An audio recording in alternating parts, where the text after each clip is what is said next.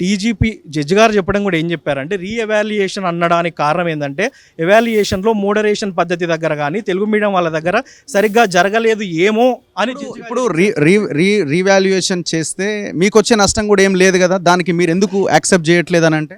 Re-evaluation చేస్తే నాకు నష్టం రాకపోవచ్చు అండి, ఇతనికి నష్టం రాకపోవచ్చు. 523 మందిలో 523 మంది అలానే ఉంటారని మీరు గ్యారంటీ ఇస్తారా?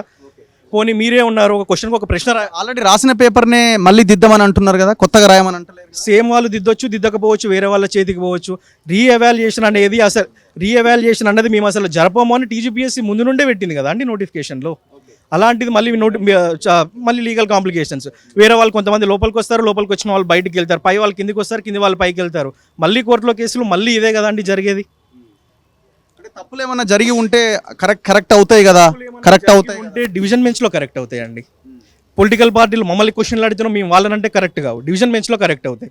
డివిజన్ బెంచ్లో కూడా కాకపోతే సుప్రీంకోర్టుకి వెళ్ళే అవకాశం మాకు రాజ్యాంగం కల్పించింది, మేము మొత్తం అక్కడ కల్పిస్తాయి. కొన్ని అక్కడికి వెళ్తే వాళ్ళ వైపే వస్తుందేమోనండి, అలాగైనా రానియండి.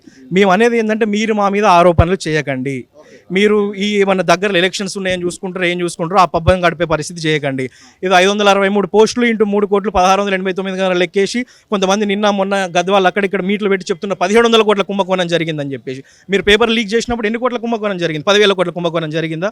ఆ రోజు కేటీఆర్ గారు మాట్లాడతారు, ఇది ఒకే ఒక్క వ్యక్తి తప్పు, వ్యక్తి లీక్ చేసిండు, ఇది టీజీపీఎస్సీకి సంబంధం లేదు, ఇది ఎవరికి సంబంధం లేదు, ఇది వ్యక్తి తప్పు, ఇది గవర్నమెంట్ తప్పు కాదంటాడు. ఈ రోజు వచ్చేసి ఏమంటాడు అదే మనిషి, అసలు ఇక్కడ ఏమి ఆధారం లేకుండానే గవర్నమెంట్ అమ్ముకుంది పోస్ట్ అంటాడు. దానికి ఆధారాలు చూపించగలరా ఈరోజు కేటీఆర్ గారు? ఆ రోజు ఆధారాలతో సహా బయటపడితేనేమో ఇది ఒక వ్యక్తి తప్పు అంటారు, టీజీపీఎస్సీకి సంబంధం లేదంటారు, గవర్నమెంట్కి సంబంధం లేదంటారు. ఈ రోజు మాత్రమేమో ఇది అసలు ఏమీ లేకముందే.